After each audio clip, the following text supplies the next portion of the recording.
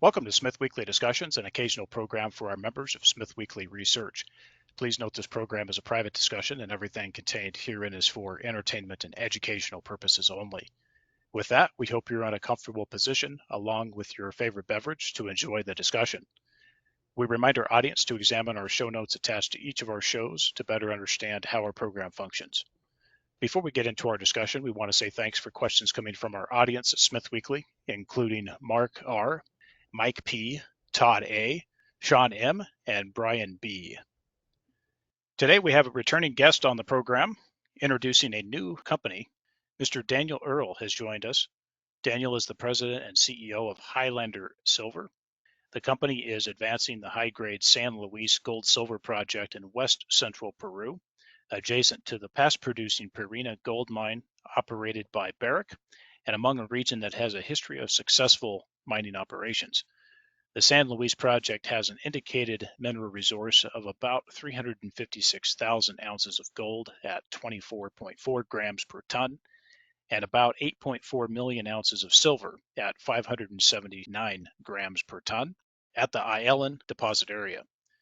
The San Luis project consists of about 230 square kilometers of grounds that has a number of other mineralized zones lined up for further exploration and testing, including Bonita, Cerro Colorado, and Daniela.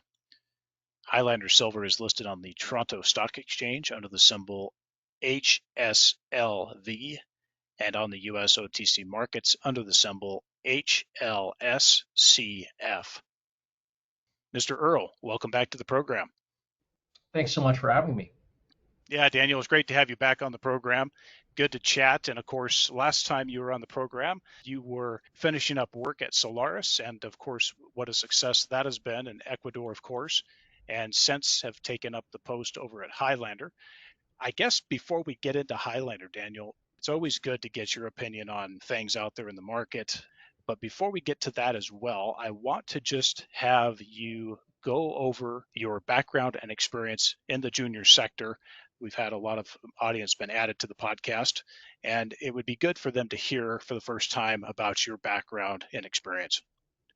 Yeah, sure. So look, I was the president and CEO of Solaris from 2019 to the end of last year.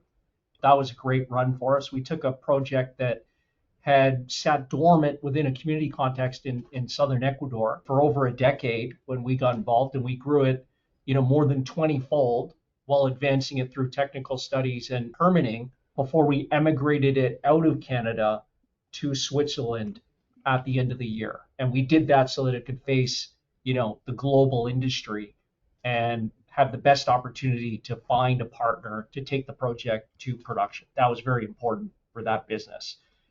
And so, from Solaris, I landed at Highlander Silver in the middle of January and have launched this company now.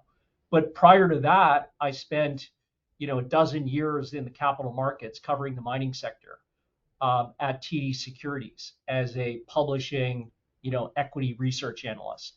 And so that was from 2007 to 2019 when I left for Solaris. And prior to that, I had worked in the industry as well for a few years after graduating from the University of Toronto as a Lassonde mineral engineering scholar. So that's my educational background. One of the things our members and audience will start to look into is, of course, your successes and, of course, your work at the Augusta Group and, of course, the Solaris Resources success as well and all that work and the challenges. What a fantastic deposit you guys have come up with there at Warrenza. With respect to the market, I always appreciate this too because you've spent so much time on the market and you've spent a lot of your career analyzing and seeing the ups and downs of these markets. I think it's good here to get your thoughts just where we are today on the market, both broad and in the junior market as well, the sentiment. And then I think it's important to get your take on the case for silver and gold at this point, which of course are the initial focus areas for Highlander. Look, I mean, if you're asking about the global macro, it's very difficult to offer up any predictions around what the outlook is because it's highly changeable, and a lot of that change resides with one person who hasn't articulated exactly what the strategy is. So, it's difficult to say. I think there's some things that are certain in that we had a strong economy coming into this period where now we've got some changes being implemented in terms of global trade and the trading order and realignment of relationships. And how all that plays out, of course, is uncertain. But I think, probably if you were to say, the consensus now is around sort of a soft landing in the US and sort of muddling through in Europe, continued growth at a moderate pace in China.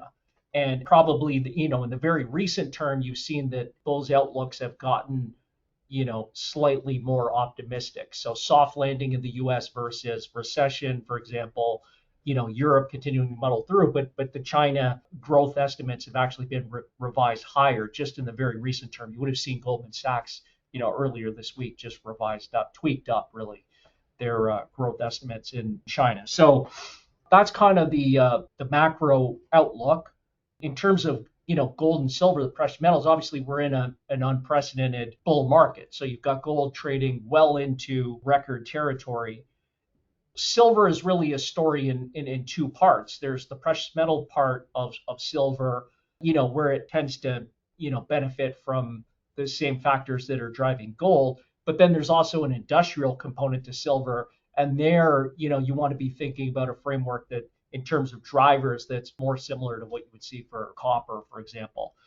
I don't need to tell you about, why we're in a gold bull market. Probably your audience is well familiar with these factors. But what I would say about silver is that it tends to trade as, in this aspect as a precious metal, it tends to trade as a derivative on gold. And so when you see gold at record highs, before we've even gotten into the rate cutting cycle, which is still coming, let alone the kind of events that you would normally expect to catalyze a really significant push higher in gold, like say quantitative easing, for example, or talk coming back about yield curve control, or maybe even this Mar-a-Lago Accord type debt swap default that's come up in conversation recently. Those are still all future events, right? And yet we've got gold at not far off of record high prices. You've got to be feeling good about silver as a derivative play on that. Now, the important thing to remember about the relationship between gold and silver in this precious metals aspect is that gold is the leader. So gold always shows leadership. It gets out of the gate first, and silver tends to lag behind. So you get the gold-silver ratio pushing higher before silver really gets going. And it depends on the cycle, what the circumstances and the relative timing of all these things, because, of course, when you're looking at gold on its own, its correlations can, they can loosen, they can tighten, they can even reverse, whether you're looking at the US dollar, you're looking at the inverse of long rates or market stress, other factors over time. So it does depend on the environment, but generally we would expect to see gold go first, that ratio go higher before silver really gets going. But by the end of the cycle, what we see consistently is that at the end of a precious metal bull market, silver being the derivative play has outperformed. And that tends to go in both directions, both to the upside, and then obviously when we have a significant precious metals correction, a gold correction, silver's also outperforming to the downside. Okay, so if you think about like where we are right now, well, what's driven this gold bull market that's different than the silver market? Well, a lot of this gold move has been driven by central bank buying, right? So gold is a central bank asset. Silver is not a central bank asset because it lacks the properties around the stability, the size of the market, liquidity, those kinds of things that are important for central banks. So silver is not a reserve asset. Gold is, I think, in a structural bull market for central bank demand, where, if you look over the last decade, gold as a central bank reserve asset has gone from something like 5% out to 10%. So it's basically doubled. And if you back out, kind of the legacy holdings, it's an even sharper move higher. And I think in this, changing geopolitical order where we're going from, kind of a single superpower to, multipolar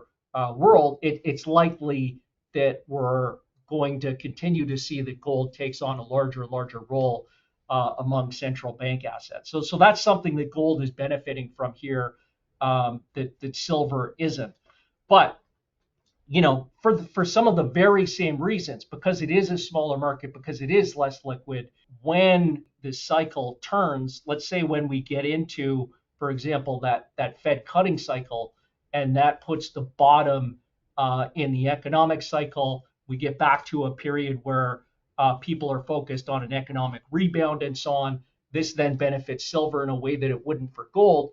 Or even say if the Fed engineers like a massive liquidity event or money printing and so on, and this stimulates, a cyclical rebound, this is going to be massively advantageous for gold. And so those very same properties in silver, the smaller market, the lack of liquidity, you can understand how the flows into silver are going to catalyze a much larger move. And I think these are the kinds of things you can see. It's very difficult at the moment to predict exactly the timing on these things. I think most people can make a reasonable assumption that these things are going to occur over the course of this precious metals bull market that we have in front of us. And I think it's tremendously exciting. I look at the gold silver ratio now up around 100. And I think, well, at the peak of the last cycle, we were down around 65. When I started in this business, that ratio, the long-term, average that we all used as the rule of thumb, was around 50. So you look at it and you think, well, okay, if the gold price is at this level, silver, we should already be thinking has potential to get to $50 to $60 an ounce. But obviously, there's potential that it can go far higher than that as well.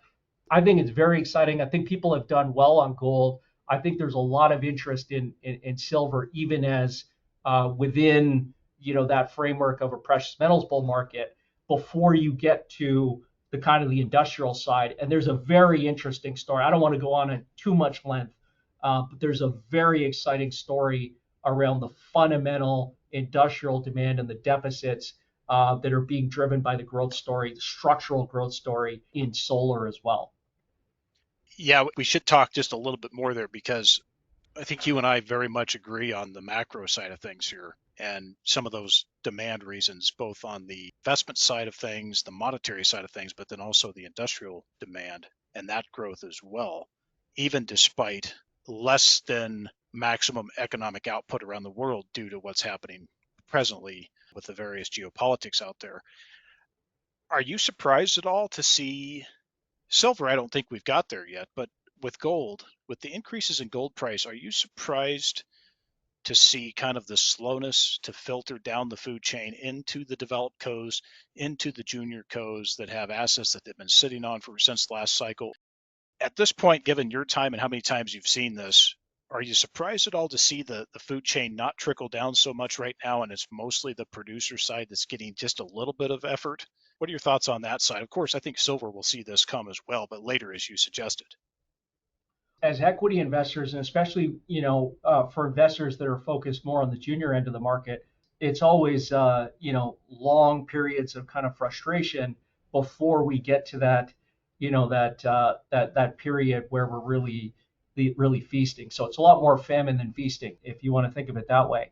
Look, and I think that's normal. I think in every cycle we see that the metals are going to show leadership, then the bellwethers, so the largest cap producers, and then it filters on downhill through the mid tiers and junior producers before it gets to the developers.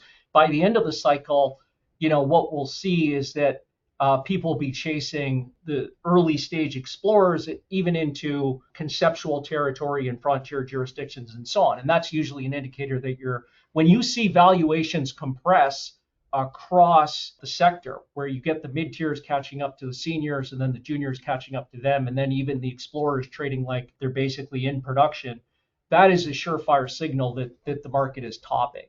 And I think it's important to just have the context that these are long run things, and we're early in this cycle. Like I said, we've got gold into, as compared to prior cycles, record territory. Even though it's pulled back a bit off the top, it's still well above the 200-day moving average. We haven't even got into the types of events that we would expect to catalyze that kind of price territory, right? Like the Fed cutting cycle hasn't even begun yet, or kind of recommenced yet.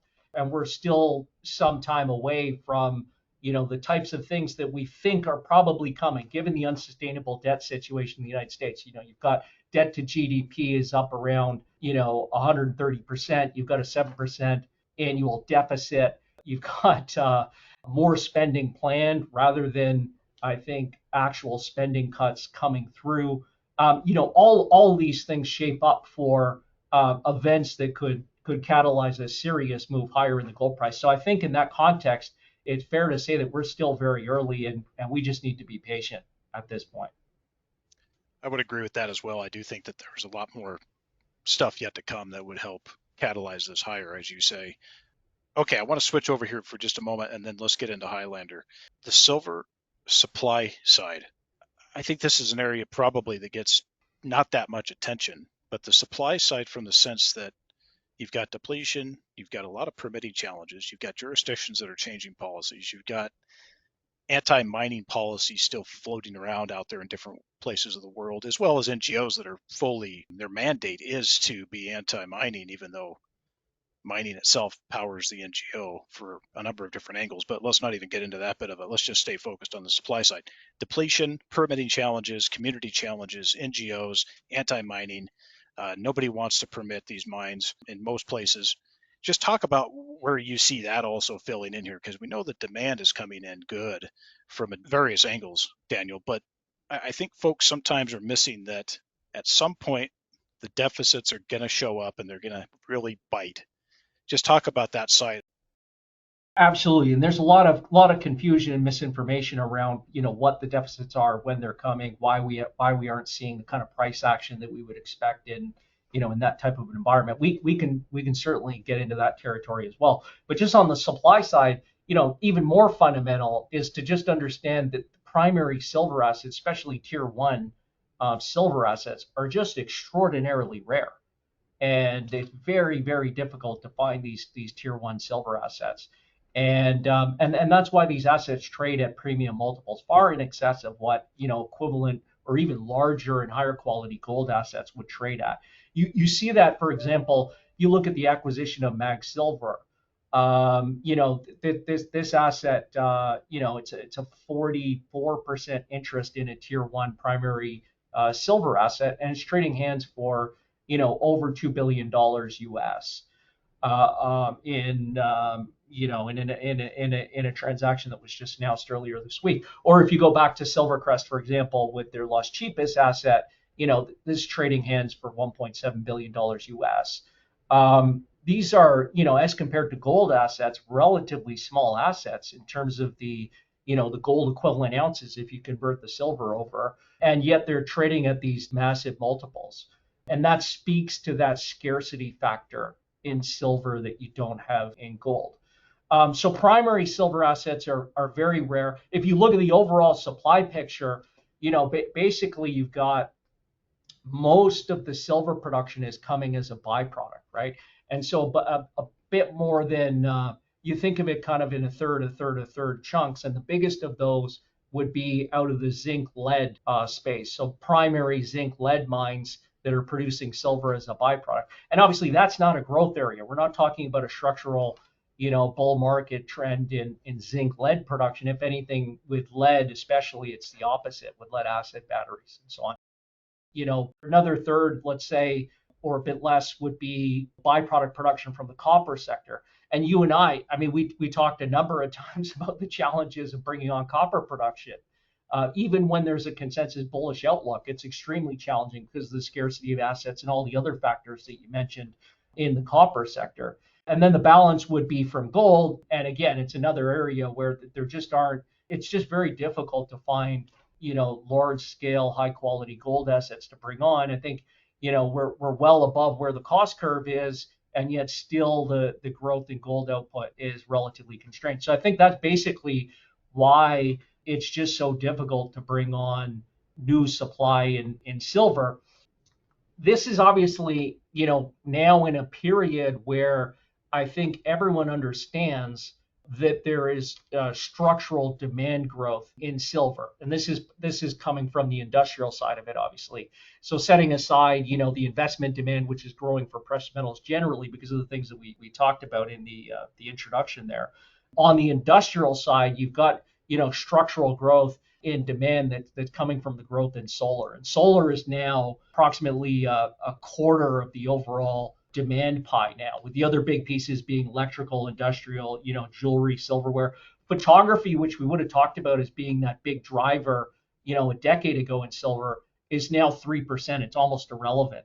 And the growth in solar is so large that it's offsetting, because the price is going higher, the declines that we're seeing in jewelry. And so, this is a situation which is going to lead to structural deficits. And I mentioned that there was misinformation and kind of confusion. If you look at, for example, the World Silver Institute, and a lot of people's supply demand tables are built on the work that they do there. They would have us being in deficit for the last 4 years. Well, if we've been in deficit for 4 years, where is the price reaction to that? And I think it's a little bit misleading, because what they're doing is they're factoring in the investment demand. I think you need to look at the pre-investment market balance. And when you do that, then you see that actually the first year of deficits is probably going to be this year. Depending on how the macro, plays out, it'll be this year or maybe it'll be next year. But we've got this rapid growth in solar. And that'll be the first point where we have deficits. And then those deficits grow out into the future because of this structural growth in solar. And that's a really exciting story. I mean, we're talking about, 20% year over year growth in silver, which we've had in place for a decade now. And everyone continues to underestimate this because it's, solar is tied up in ESG and climate politics and so on. And there's skepticism in those areas for very good reasons. But solar is in a true structural bull market. This growth is going to continue out to, at least 2030. And if you think about those growth rates, every 5 years you're doubling demand. In 10 years you go 5 times higher in terms of your demand. So this is a massive story that's going to benefit silver. And the pinch point is going to be hitting us in the back half of this decade in terms of depleting those inventories down to critical levels where you really start to see an explosive reaction in the silver price. And that's what we're here for, is that structural bull market in silver. Daniel, just one follow-up on that, and then we'll move on here, get into Highlander. I apologize for taking the time on the macro stuff, but it is good, and it's good for the audience to hear this. Just on the solar side of things, when you look at it out there, based on the work you've done, if you back out the solar case for silver, does it still work well? I think it works because it gets dragged along by gold. And I think when we do get the turn, you get silver taking over leadership in the precious metals rally. Like if you look at the performance, if you go back, let's say to the beginning of last year, you've got gold is up about 50% or a bit more than 50%. Silver's up nearly 40%. And so it's getting dragged along by gold. It'll take over leadership when the economic environment is more conducive, and it'll benefit from, if you back out solar, or it'll benefit from all those other areas that you have demand, which will be in electrical. Silver is an unbelievable electrical conductor. Obviously, it's more expensive than copper, but in high-end applications on those advanced, chips for AI and so on, you get silver usage in those areas. So that'll grow. The industrial will grow. I think the higher prices tend to be a drag on, jewelry and silverware, which are almost 25% of the demand picture, because obviously it just becomes less affordable. But you will see growth in those other areas that are less sensitive to prices. So I think you still got a good story there. But what we like to see, what I always like to see, and this is one of the things that attracted me to Solaris, was that you've got that structural bull market story where it just becomes, however the economic cycle plays out, that you're going to be supported by that trend. And I believe that we have that in place for silver. Yeah, and I guess notwithstanding also that I need to add that discovery upside, just like Solaris, just like the potential of Highlander, we're not going to differentiate here. You guys have success on the project specific level, the company specific level. This is going to do well, irrespective of the timing of the other fundamentals that we're talking about here. Obviously, to time it all together makes a lot of sense, Daniel. You know that well. But even outside of that, you can look at a recent success like Solaris, You can look at some other successes out there in South America as well that had a great performance on discovery and company-specific moves that made a lot of sense, and the market really liked it. So good stuff there. I appreciate that, and I hope the audience enjoyed that little extra bit from Daniel and how he's looking at this as well. Why don't we move in here to Highlander? Why don't we get just a quick overview, Daniel, and then as well, why you took the post as CEO? You must have liked it. Well, look, I mean, it's similar to Solaris in a sense. That shouldn't be surprising because it comes out of the same investment process. Like what I always like to see, and I'm glad you mentioned that you can have performance without, in the equity and value creation in a story without the price performance in the underlying commodity. Because I'm never getting involved in these stories on the basis that the commodity is going to carry us. It is important that we have that tailwind, and we like it to be a strong tailwind. But that's not the investment thesis. Basically, what I'm looking for is kind of a project which has a nucleus to it, which on day one is a robust opportunity, and then surrounding that, what I want to see is at least an order of magnitude growth opportunity without making large assumptions like around geological concepts playing out and so on. We want simple assumptions to support a at least order of magnitude growth opportunity that would take the project into world class or tier one territory. Think about the Solaris example. What we started with there was a copper discovery that had been made in the early 2000s and had sat dormant for a decade or more than a decade in a community context. And basically on day one, what we were looking at was the original discovery drilling by David Lowell. And there you saw a small but high grade inventory that started right from surface, and it was open in every direction, including at depth. And the indication as to the size potential came from the geochem, because you had the copper mineralization was outcropping at surface. The geochem was a good description of what the overall footprint of the system and therefore potential was. And that radiated out from that discovery drilling for kilometers. And that's what told you that it had the potential to deliver that order of magnitude of growth, where that discovery drilling would then be informing a starter pit, so robust high grade zone right at surface within a much larger inventory.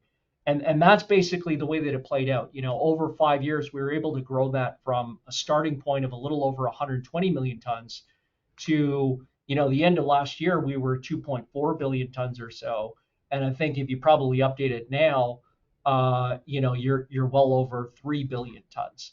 And so that's the kind of thing, that's my investment process. That's an example of it working out beautifully.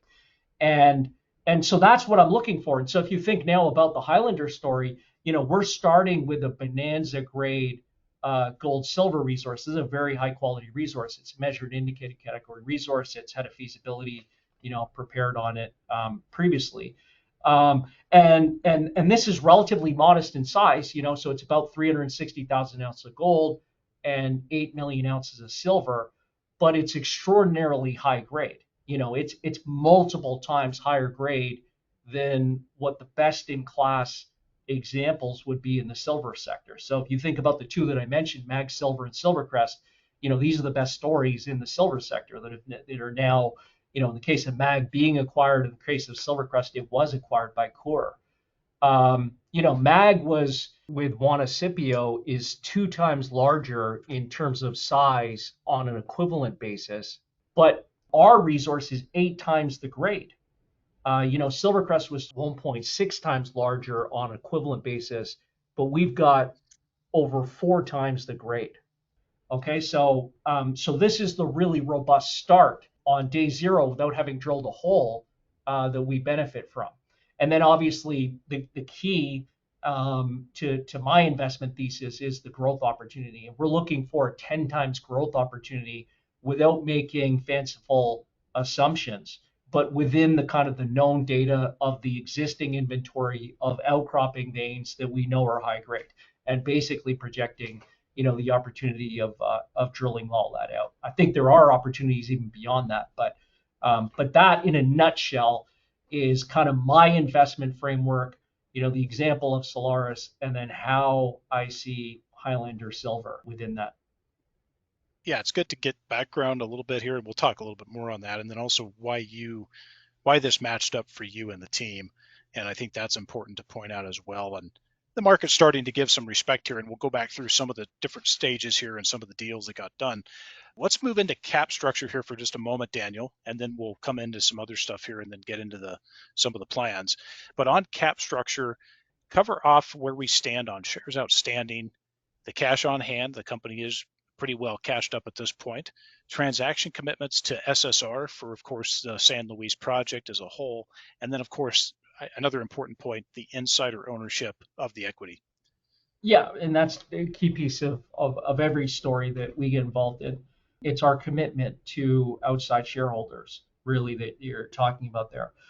In terms of the number of shares, there's 142 million shares fully diluted. So that's the basic shares plus options, plus there are warrants that are held by insiders of the company. Okay, because of the prior seed round of financing, we have warrants in the structure. Those are held by insiders, so those aren't coming into the market. So it's 142 million shares fully diluted. We've got $32 million Canadian of cash. The distribution of shares, we're at about 40% ownership by the board and management team. Biggest blocks of ownership within that would be with our chair, Richard Warwick, and myself. But if you look at the insider filings, you'll see, for example, on the most recent financing earlier this year, that 100% of our board participated in that financing. Vast majority of our management team participated as well. So basically everyone's buying in. And in fact, people are buying in the market subsequent to the financing. Okay, so that's about 40% ownership there. And then we benefit from the Lundin family. So they're insiders as well. They're sitting just under a quarter of the ownership here. And they were seed financiers alongside the Augusta Group around the concept of investing in silver. And then they've added to their positions as well, including on the most recent financing. And they may have even bought in the market. So you can see those filings as well if you look at it. We also have Sprott as a supportive investor. They're sitting at about 5%. And then the balance is split between, kind of retail in the float, and then the institutions that came in on the most recent financing. And these institutions, we were very, very selective in terms of who we allocated stock to on the most recent financing to make sure that we've got, investors that we've got a track record and a trust relationship with, or the Lundins have a track record and trust relationship with, and that are in either case aligned with us over the long term. And so a lot of those shares simply aren't going to trade. Some of those positions, there'll be a core position and they'll trade around them. We encourage them to do that. That helps with the function of the market and creating liquidity and so on, and and smoothing out some of the bumps, both the upside and the downside along the way. So that's basically the share structure that we have. Really good to point out some of the people that are involved here. I think that speaks to the team's ability to bring in good people within their network, and I think that's a very important key component for the audience to understand here as well. On financing needs here, just talk about capital needs as you guys get going further on exploration and testing at the project. You guys raised about 9 million CAD last May at 45 cents, and then also 32 million CAD recently during February of this year at $1.40. With the cash on hand, any needs for financing for the rest of the year and into 2026? So that financing, we funded basically an 18-month budget. And then because there was so much demand, we had to upsize slightly beyond that. So we actually took in more capital than we needed for an 18-month budget. But I've been very clear with everyone from the beginning of this story that we've got, an incredibly robust asset with a huge opportunity to surface value. And so if I can get more aggressive in terms of my work programs on the exploration side, on the infrastructure side, and so on, permitting, all those things, if I have opportunities to get more aggressive, then I'm absolutely going to lean into those and try and bring forward some of those important catalysts, which everyone will benefit from. That'll be a very good outcome for us. And so if we can add rigs more quickly, if we can put in the infrastructure more quickly, those are all things that I'm going to do. And that'll have the effect of accelerating that spending. So the way to think about the budget right now is that we've got 18 months plus. But if I can bring that forward, then I'm going to do that. Now, I still think that we've got cash easily for this year, but that's what I would say about, kind of the cash position and future financing needs. This is ultimately, it's going to be a capital light project, is my sense, relative to other, significant tier one silver projects. And the reason for that is that the veins are extremely high grade and they're right at surface. And what that means is that you don't need to do enormous amounts of drilling. If you think about one of the examples that I mentioned as being best in class, Silvercrest with their Las Chipas project, remember, they've got 1.6 times the ounces that we have in terms of their reserves on a gold equivalent basis. But they did over 700 kilometers of drilling to put those ounces on the board. Now, we've done less than a 20th of that drilling to get to the resource that we have. And so what you're seeing there is the impact of having the veins be extraordinarily high grade so you can build ounces more quickly, having them right at surface, and then having relatively wide widths for the grade available as well. So that each drill hole is giving you an outsized impact relative to peers in terms of the number of ounces that you can put up. So it's capital light in that sense from an exploration standpoint. And then in terms of potential production scenarios, you benefit from a lot of the same things in terms of the high grades, it being right at surface, and so on and so forth. Daniel, that's good to point out, and appreciate the comparable here so the audience can get a bit of a flavor for how this is shaping up so far. And then, yeah, certainly on capital, I think you'll have to make those decisions as the time comes here, but the opportunity to advance, accelerate things, potentially improve the schedule in some areas, you guys will just have to make those decisions as the market reacts to the results, and fully understood that while you guys have plenty of cash, there's always a potential opportunity to add to that treasury and move things forward a little bit faster in some respects. Okay, so that's good. So we're going to come back into community in the local area in just a moment. But just before we move into that, how about some of the key people that you've brought along to help you out? Anyone you want to mention and what they bring to the table? Oh, absolutely. Well, look, at a high level, basically what you're looking at is the Canadian team from Solaris Resources. So the team that came in and revitalized a dormant project, established and then built up social license for it within the communities, and then government support, and put the project into permitting, well, on the exploration front, advancing it to well over 10 times its original size. This is the same team that is now moved over. With that business emigrating to Switzerland, there's no Canadians involved in the business anymore. And that Canadian team has moved over to Highlander Silver. Now, obviously, we're in a different vertical in silver versus copper, and the configuration of the project is different, but a lot of the same things are part of our strategy here in terms of building out that social license within the communities, the permitting effort, bringing along the government support, and then delivering that really rapid growth, which the market expects from us.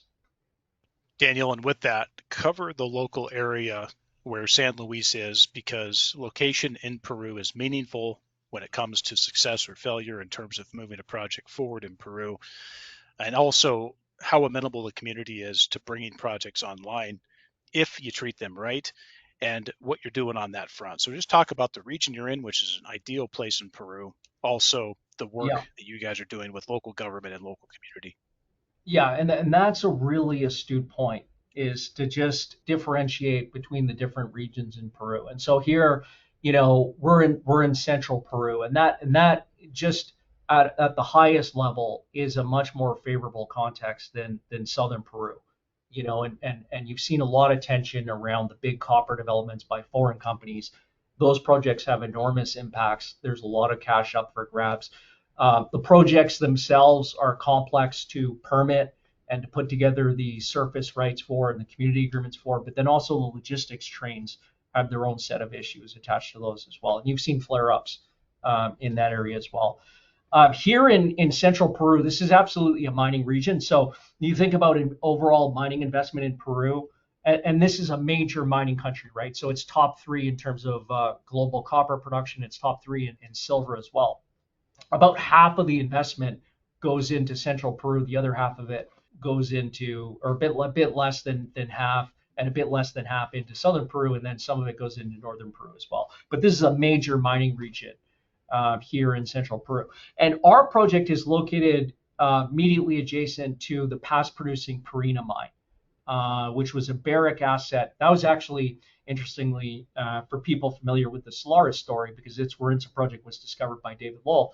Parina was another David Lowell discovery, an incredible piece of history there in discovering a just absolutely tier one gold high sulfidation system. And that supported a open pit development at heap leach that was producing, at its peak, it was producing almost 1 million ounces a year. And it produced ultimately nearly 9 million ounces and has been on closure for years now. So that's sitting right next to us. That's important to know because it's changed the dynamics in the regional economy. So you've taken offline a major economic contributor. And then obviously, now there's a need for another mining project to come in and fill part of the vacuum in terms of the economies, in terms of the services that can be provided, employment, and all those things. So it's sitting right next to us. And then you've got Antamina, which is one of the largest open pit copper mines in the world, is sitting about 50 kilometers out to the east from us. Okay, so that's kind of the region. And the other thing that I would point out is, so obviously here we're talking about Western-owned projects and mining operations, but the majority of the mining operations in this region are actually Peruvian-owned, and they're small-scale mining operations. So if you were to look on Google Earth, for example, you would see that within a 100-kilometer radius of our project at San Luis, you've got a dozen processing operations. Most of these are toll mills that are taking in feed from let's say, a small collection of mines that are supplying them, and processing that and selling that on to, traders and so on. Some of them doré, most of them concentrate. That means that within a 100-kilometer radius, you're talking about dozens and dozens of these small-scale mining operations within this region. So this is absolutely a mining area. And the important thing for us with our project is that the context here in 2025 is vastly improved because of the need for a new project.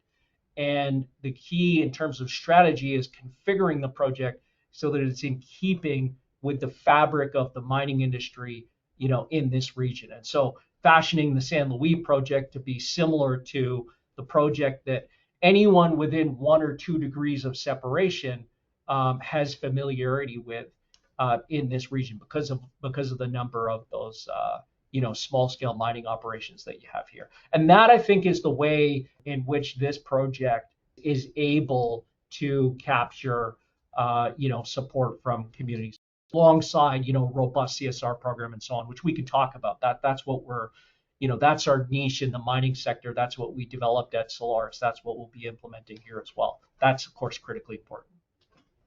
Absolutely, Daniel, and feel free if you want to talk a little bit about that. Obviously, this is going to be the Solaris model with any improvements that you guys have done coming off of that as well. But yeah, feel free to come in there. You can add it here if you'd like. But I want to talk also work program and plans. Let's just say to finish off the year, obviously we're going to spill into 2026 here in the discussion, but just talk about that initial work program and plans, the priority work, as far as I suspect expanding the Ayelen vein area, and then maybe moving on to some other areas that are of interest. Talk a little bit about the schedule, and then of course that next priority as well. You invited it, but I would go there anyway because everything that precedes, kind of the work programs and operations on an asset for us, it starts with the community work. And so this is building up, establishing, and then building up a social license, which is the foundation of support for everything that kind of comes after. And so for us, we call this model, the Solaris model is a participatory mining model.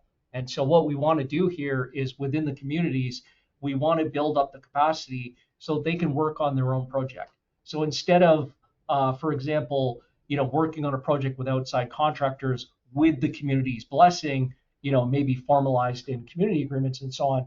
We want to actually equip the communities themselves, community members, with the skills that they need to be able to do the work themselves. And that's right at the core of sustainable development. That means that they're going to have skills that can carry on after the life of the project. And so for us, we've now got 44 community members from different sectors of the communities in this project area, which are now part of the workforce that we have. And we're going to continue to build that out. So we'll continue training people up. The best dollar that you can spend from our perspective on projects in a community context is the dollar that goes into the communities, because that's what builds up your foundation of support. It mitigates risk in the kind of the key area that affects projects like this. So that's a great investment for us. And we're just going to continue to lean into that. So roughly, if you want to think about it in terms of the metrics that I think about, every 40 people or so that you can put on your community team is going to support an expansion of your exploration program by one drilling rig.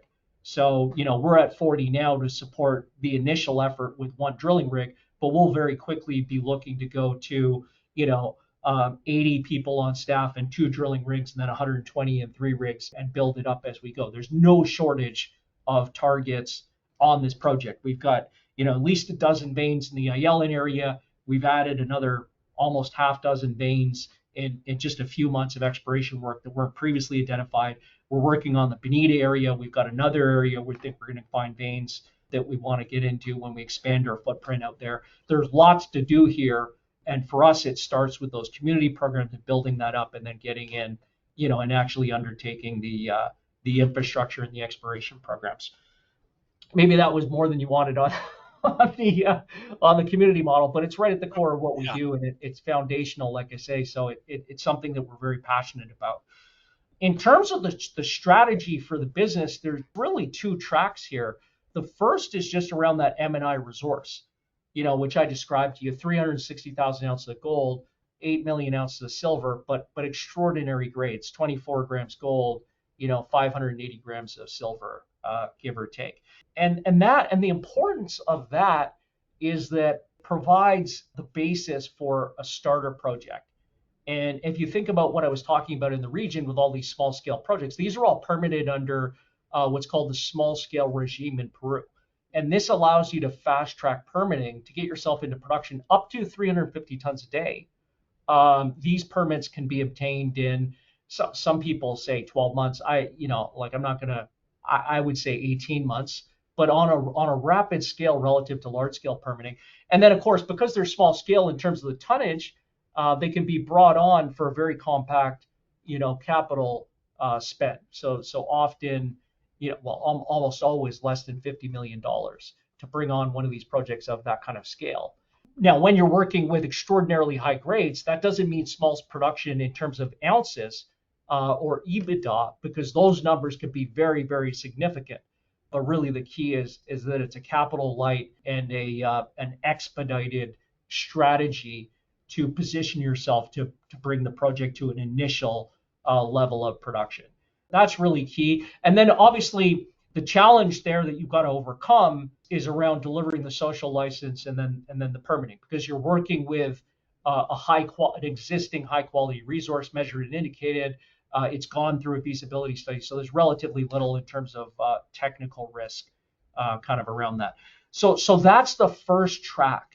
And then in parallel, and obviously the reason that we're so excited about the property is because of the exploration opportunity. That's really what drew us to the project. And here, obviously I told you about my investment thesis. I'm always looking to surface at least a 10 times growth opportunity, and to do that within the footprint of, kind of the known data, the existing inventory of outcropping high grade veins, drilling off the extensions of the resources. There is a component of adding to that opportunity set, which is important. That's about, finding the new veins under cover. We're about to start flying a geophysical survey. That'll help identify all these veins. The majority of this property is underneath shallow cover. That'll help identify those opportunities. One final thing, this is starting to get into the weeds of kind of geology here, but it's just really exciting. especially if anyone in your audience knows the story of Mag Silver, if you've listened to lectures by Dr. Peter McGaw, the story of Juanicipio and so on, it was really a story of stacked boiling zones and being able to identify within a vein where you've got overlapping hydrothermal events. And this is something that we've now documented on this San Luis project in outcrop, in a number of outcrops. And in fact, we've got a picture of it right in our presentation, where you can very clearly see that you've got in the same outcrop both high-level expressions of an epithermal system as you've got low-level expressions. And what that speaks to is that you're going to have potential for those bonanza grades, not just at surface over, say, a 200-meter interval, but that you're going to have repeats of that kind of potential at depth. And that really opens up that opportunity set. Granted, it's a bit more, conceptual than what I described to you, but that's part of the opportunity set here certainly as well. So the resource and moving that forward, and then the exploration program. And the exploration program starts with drilling at the Bonita vein. This is where we're going to start drilling in the coming weeks. Depending on how quickly we can put in the infrastructure, we're doing some last mapping and sampling work, and then we'll do the construction of the platforms, and hopefully we'll start drilling within the next few weeks here. But the Bonita vein is very, very lightly explored. It's about a 700-meter outcropping vein system. Interestingly, it's at a far lower elevation than Ayelen. So if you think about what I was just describing around the concept of stacked boiling zones and potential at depth, this is an example of that. And you've got about 700 meters. You've got trenching across it. You've got sampling across it. The best trench would be 12 meters of 31 grams per ton gold, so extraordinarily high grade, and that was never drilled. You've only got 2 historical drill holes to look at.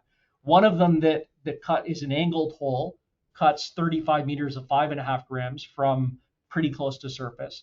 And then there's a near vertical hole which encounters low grades, which our interpretation is that probably missed, but we've got to do more drilling to really understand all the geometry, grade distribution, all this sort of stuff. So we'll start drilling there. We're incredibly excited to do that. This is years in the making. We're finally about to start drilling this incredible project. So it's very exciting for us. Daniel, lots of good stuff there. So we have immanite work at Ayelen, and then we've got the Bonita target area that you guys are going to work on testing as well. Then there's, of course, we have Cerro Colorado and some other areas. Maybe you can talk about that in a moment. Going back to community, I think it's very good to point out how you guys are approaching this with the sense that the more folks you involve locally, local service providers, local community into the project, the more that spreads throughout the extended community. And I think that is a great way to do it. It also gets into government, and I can see the benefits of doing that, even if it takes you time on site to do the training. I think that makes sense. So very good comments on that. I think that's something for the audience to take away as well on that side of things.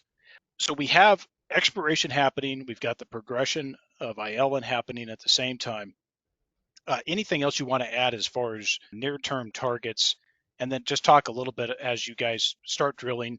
I'm assuming the results are going to come fairly quickly, but it sounds like the rest of the year is going to be pretty busy as far as results. Is that about right?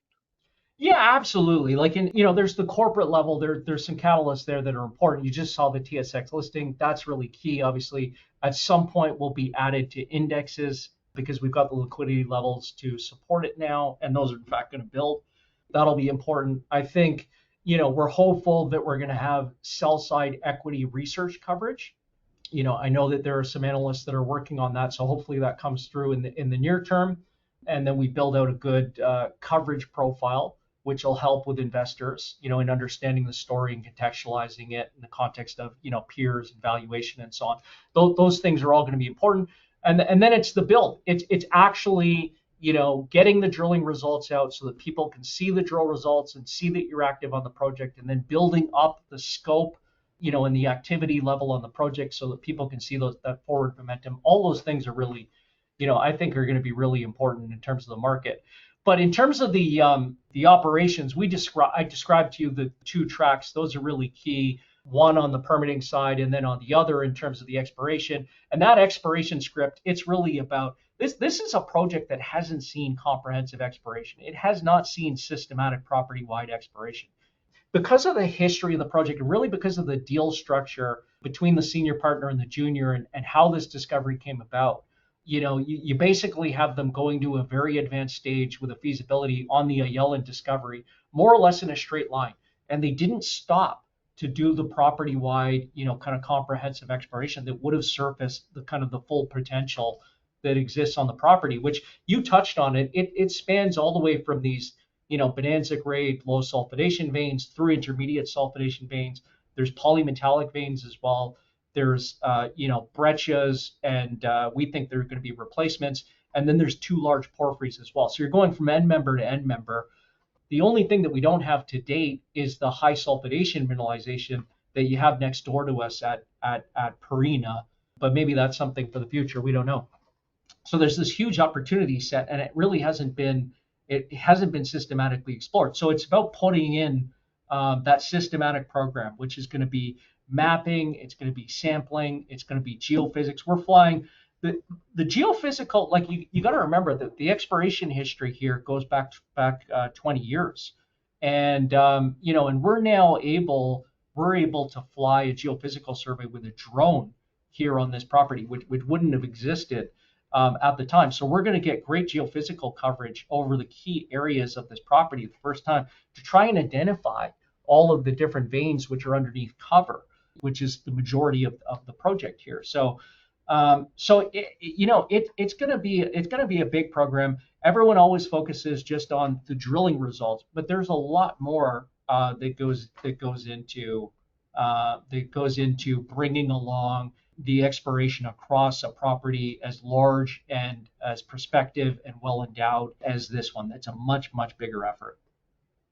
And I agree. There's a lot of pieces that got to come in here to make this a whole success. And of course, lots of more pieces to come here to get to that point. Going back to real quick before we move on here, a few more questions, then we'll wrap up, Daniel. Really appreciate you taking the time with us to introduce the SSR transaction. Just talk about some of those milestones towards the transaction and how you guys have structured that deal. Yeah, well, look, there's no shortage of people who tried to acquire this property off of SSR. They basically had it on care and maintenance for the last decade with a view to just preserving the value of the project. So, okay, it wasn't on strategy for them. Their strategy obviously was becoming, through acquisition of producing gold assets, a mid-tier producer. And then they had ambition to become obviously an upper mid-tier producer and then major. And so they were focused on acquiring things like, they went out and acquired Marigold in 2014. They acquired CB in 2016 or whatever it was, and then the Lasser merger and subsequent transactions. And this asset sat on care and maintenance for the last decade, where they were just trying to preserve the value. And there's a whole host of people, some real names in the industry that had approached them to try and acquire it, and it simply wasn't for sale. And our dialogue with them went back a few years. I think where we weren't able to get a deal done, I think it was basically, only the success that we delivered with Solaris and the reputation that came out of that for being able to revive these dormant assets, to be able to develop social license, to be able to develop, really rapid growth, to be able to, raise the capital that's required, to really surface the potential on one of these world-class projects. I think that was what was required to get a transaction done with SSR. And this, obviously, the transaction predates the issues that they had in Turkey and so on. And basically, they had a mandate that had come down from the board to the executive team to rationalize the portfolio relative to their strategy. So their strategy was basically any asset under 250,000 ounces of production potential was obviously going to be not of interest to them. And this asset, based on the feasibility on the Ayelen measured and indicated resource, was more like 100,000 ounces a year. And so that's when they made the decision to divest of the asset, and it was our reputation that ultimately landed the deal. I know that they had, even at that time, significant kind of competing interest in it. And ultimately, the deal that we got done, we had to pay $5 million US up front to close the transaction. That's what we brought in Eric Sprott. So you mentioned that $9 million Canadian financing that we completed last year at 45 cents. That was the financing to pay for the acquisition of the property. That's how Eric Sprott got involved in the Highlander story as a shareholder. And now we've got about $2.5 million US in payments on the start of drilling, and then the first anniversary of drilling, which will be next year. The drilling will start in the coming weeks, and then the next payment next year. So that totals $2.5 million US. Then we've got $5 million on a feasibility study, and then $30 million over a period of 3 years after the start of commercial production. So you sum it all up, it's a little over $45 million US. And then there's a royalty, which we've got a buyback on, which is really, if you talk to SSR, and they've got a fantastic business development team there, but what they would tell you is that they sold, in terms of the dollars, they sold this project at pennies on the dollar, but they're going to make it back on the royalty. So there's a 4% royalty, which we can buy back 2% of, but that 2% royalty, they're obviously, you can back into the math on it, but their view is that this project is going to get much, much larger for them to kind of make up the numbers on, on the royalty side of it. So that was the transaction. We were extremely pleased to be able to get a transaction like that. A purchase price for an asset of this quality and potential, just an extraordinary deal. The optionality for you guys to continue to explore here and develop out that resource, which we know is going to increase from here, and then have the optionality to buy back the royalty in advance to production or advance to construction, is a great option for you guys to be able to do as well. So appreciate you covering off that deal. And it's also back end loaded as well. And I think that that's useful for the company as well here. It gives more flexibility as you Absolutely. guys move forward with the strategy. So that's a good one as well.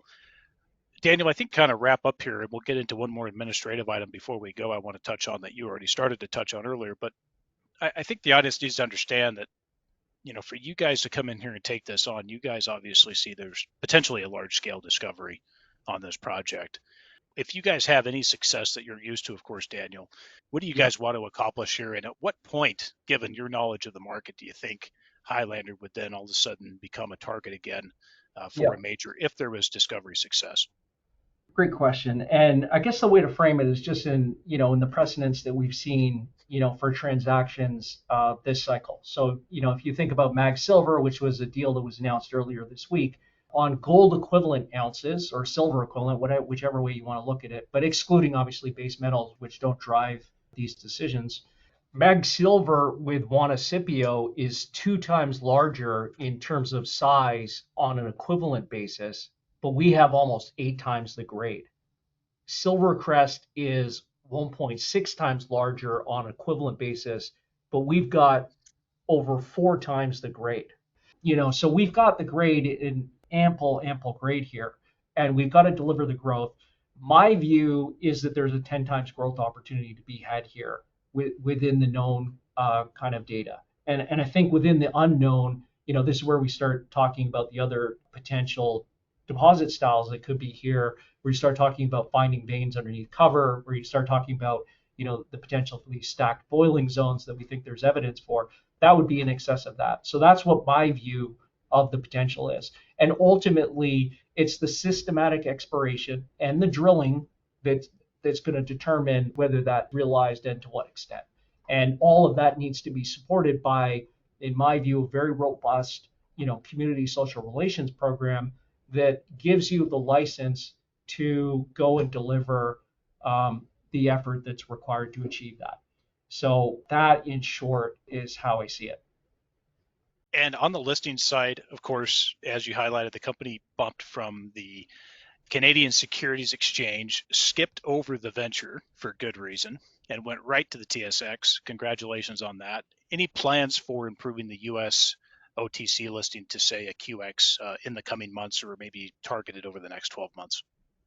Well, I'm absolutely open to that. For now, we've got the TSX listing, and we're happy for that. We do have a U.S. listing, but it's not as liquid as we would like it to be. We're going to take the story out, and we're going to be meeting with potential investors and shareholders. And if the feedback that we get and the reception that we get in the U.S. market is that there's a lot of demand and that a U.S. listing, an expanded U.S. listing would be helpful, then we're absolutely going to take that into consideration. And going the other direction, we'll also be in Asia Pac and meeting with the investors there, where there's a real dearth of silver stores. We're fortunate in the Americas that we just naturally have all the silver production within our hemisphere. There's a real shortage of it in Asia Pac, and so we'll be meeting with those investors as well. And look, I'm agnostic. I'm happy to cater to where the investors are. So if it means that we need to add an ASX listing, then I'm open to that as well. We'll do the best that we can to satisfy the wishes of the investors out there.